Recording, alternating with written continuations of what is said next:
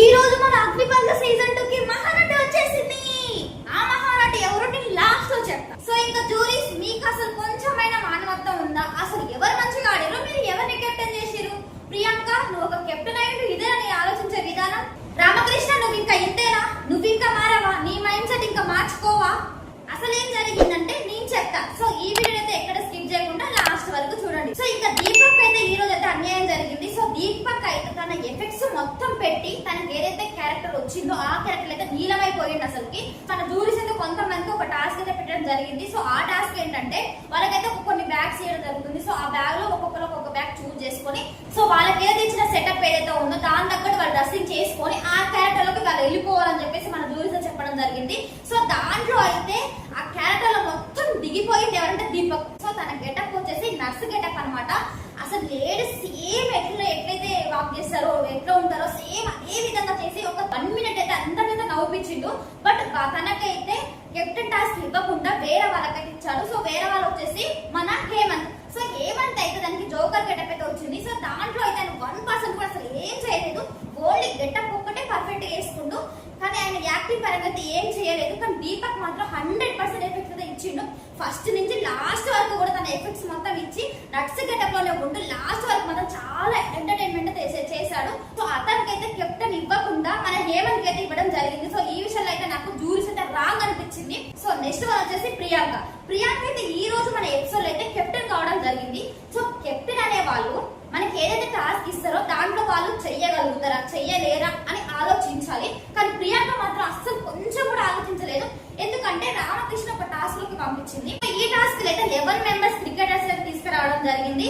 So వాళ్ళు bowling batting ఏంటిదని చెప్పేసి ప్రతి ఒక్కటి 1% అయితే ఇంట్రో అయితే ఇవ్వడం జరిగింది. సో ఇలా ఈ మెంటల్ స్ట్రెస్ అయితే ఉందో మన జూరీస్ అందరు కలిసి ఒక్కొక్క క్వశ్చన్ వేస్తుంటే వాళ్ళ నెంబర్ ఏంటి, వాళ్ళ పేరేంటి, వాళ్ళు అసలు ఏం చేస్తారని చెప్పేసి క్వశ్చన్స్ అయితే వేయడం జరిగింది. సో ఆ క్వశ్చన్స్ అయితే ఓన్లీ మనకి రామకృష్ణ 2 మాత్రం ఆన్సర్ చేయడం జరిగింది. సో ఆయన కొంచెం మెంటల్ గా వీక్ అని మనకి ఫస్ట్ నుంచి ప్రూవ్ అవుతూనే ఉంది. అప్పుడు ఇచ్చిన టాస్క్ గురించి వాళ్ళ జూరీస్ ఏం చెప్పినా అర్థం చేసుకోలేని మైండ్ సెట్ లో ఉన్న రామకృష్ణని ఈయనైతే అది ఖచ్చితంగా చెప్తాడు చేస్తాడని చెప్పేసి ప్రియాంక అయితే ఈయన తీసుకురావడం జరిగింది రామకృష్ణ. సో రామకృష్ణ దీంట్లో ఓన్లీ 2 మాత్రమే ఆన్సర్ చెప్పిండు. ఇంకా మిగతావి ఆయనకి రాకపోయినా సరే ఎవరైతే అంటే జూరీస్ ఏమనుకుంటారు అని చెప్పేసి అక్కడ దాకా వెళ్తుండో అందుకునే అంత అక్కడ కనిపిస్తున్నా కూడా ఎఫెక్ట్స్ కనపడుతున్నా కూడా అందుకోకుండా వస్తుండు. ఎందుకంటే ఆయనకు ఆన్సర్ తెలియదు కాబట్టి. ఎవరైతే రోహిత్ ఆయన పర్ఫెక్ట్ గా చెప్పేసిండు. సో వాళ్ళు విన్ అయ్యారు. అసలు రామకృష్ణకి అసలు కొంచెం కూడా ఆయనకి నాలెడ్జ్ లేదు. ఏదైతే ఉన్నా కూడా గుర్తు పెట్టుకుని తెలిసినాక కూడా ప్రియాంకకి అసలు ప్రియాంక ఎందుకు రామకృష్ణ ఈ గేమ్ లో చూస్ చేసుకుందో నాకైతే అర్థం కాలేదు. ఎవరైతే కెప్టెన్ ఉన్నాడో ఖచ్చితంగా ఆమె వాళ్ళ మెంటల్ ఏంటిది, వాళ్ళ గేమ్ కి సరిపోతారో సరిపోలేదు 1కి 2 సార్లు ఆలోచించి ఆఫ్టర్ దెన్ వాళ్ళని టాస్క్ లోకి పంపించాలి. కానీ ఇక్కడ ప్రియాంక అలా చేయలేదు. మొత్తం రాంగ్ గా చేసి ఆమె అయితే ఈ డెసిషన్ వల్ల గేమ్ లో ఓడిపోయింది.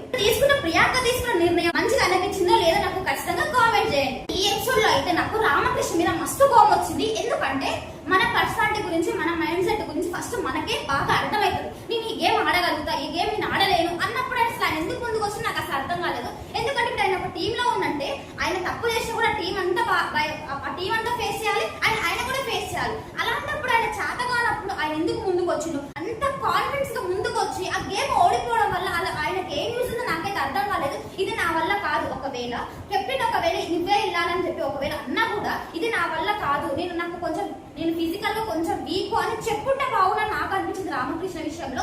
మీరు ఒకవేళ చూసుంటే మాత్రం ఈ రోజు ఎపిసోడ్ ఒకవేళ మీరు చూసుంటే మాత్రం రామకృష్ణ గురించి మీరు ఏమనుకుంటారో నాకు ఖచ్చితంగా కామెంట్ చేయండి. సో ఈ రోజు నాకు ఒక టాస్క్ లో అయితే హేమంత్ మీద కొంచెం రెస్పెక్ట్ పెరిగింది. ఈయన గేమ్ తెలియదేమో అంటే ఈయన కొంచెం డల్గా ఉంటుండు, కొంచెం ఈయన టాస్క్ లో ఇంప్రూవ్ కావాలి అని అనుకున్నా నేను నిన్ననే. బట్ ఈ రోజు అయితే దాన్ని ఇంప్రూవ్ చేసుకుంటా. ఆయన ఏ విషయంలో అంటే బాల్స్ వెయిట్ లెస్ ఒకటి ఉంటది. సో వాటిని మొత్తం చూస్ చేసుకుని ఎవరైతే వెయిట్ ఉన్నది బాగా వెయిట్ ఉన్నది వెయిట్ తక్కువ ఉన్నది చెప్పాలని చెప్పేసి మన జూరీతో చెప్పడం జరుగుతుంది. బట్ అక్కడైతే హేమంత్ అయితే తన తెలివిగా అయితే గేమ్ ఆడి ఆ టాస్క్ లో అయితే తను విన్ అయ్యిండు. నాకైతే కొంచెం మంచిగా అనిపించింది. అంటే ఇన్ని రోజులు ఆడిన టాస్క్ లలో హేమంత్ ఈ రోజు మైండ్ పెట్టి చాలా నీట్ గా అయితే గేమ్ అయితే ఆడిన నాకు అనిపించింది. మరి మీకేమనిపించింది హేమంత్ విషయంలో నాకైతే కామెంట్ చేయండి. సో ఇంకా నేను ఫస్ట్ చెప్పాను కదా ఆ మహానటి గురించి రివ్యూ చేస్తాను. ఆ మహానటి ఎవరనుకుంటారు? మన రాజకుమారి. ఇంకా 7 చూడు మొదలు పెట్టింది. ఏంటబ్బా ఇంకా స్టార్ట్ కావట్లేదు అనుకున్నా.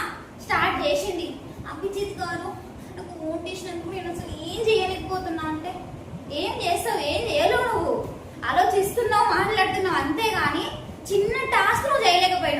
సర్కిల్ ఏదైతే ఉందో నార్మల్ గా రౌండ్ గా తిరిగి కూడా దాన్ని వేయొచ్చు. నువ్వు అక్కడ నిలబడి స్టాచ్యూలాగా నిలబడి అలా వేయాల్సిన అవసరం ఏముంది? ఇప్పుడు శాలిని ఉంది, ట్రై చేసింది, రౌండ్ గా తిరిగి ట్రై చేసింది. అప్పటికి పక్క నుంచి శ్రీముఖి బూస్టింగ్ చేస్తూనే ఉంది, అయినా కూడా నువ్వు చేయలేకపోయినావు. అది చెయ్యకపోగా సెంటిమెంట్ డ్రామా ఒకటి స్టార్ట్ చేసినావు. ఎందుకక్క అట్లా నాకు అర్థం కాలే. ఈ రోజు అభిజిత్ అన్నావు, రేపు బిందు మాధవ్ అంటావు, రేపు నవదీప్ అంటావు. అంటే ఇట్లా సెంటిమెంట్ డ్రామా కింద బిగ్ బాస్ కి వెళ్దామని నువ్వు అనుకుంటావా? ఏ టాస్క్ ఆడకుండా ఫస్ట్ నుంచి కూడా ఇప్పటి వరకు నువ్వు ఒక్కడే ఒక్క టాస్క్, తర్వాత ఒక్క టాస్క్ ఉంటుంది. అసలు నీ థాట్ నుంచి ఒక్క టాస్క్ కూడా రాలేదు.